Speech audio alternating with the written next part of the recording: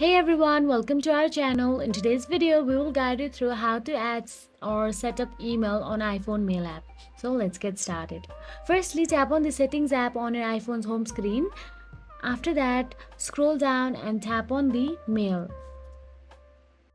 So once you find the Mail, tap on it. Now, once you're inside the Mail app, you will get to see Accounts option available inside it. You can see the Accounts option available there. Tap on it. Once you're inside the account, tap on the Add Account. Then you will see a list of supported email providers like iCloud, Google, Yahoo, etc. Choose the appropriate option for your email provider.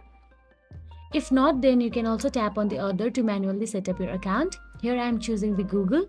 Now, depending on your choice, you have to enter your email address and password for automatic setup, or you'll have to enter additional details manually.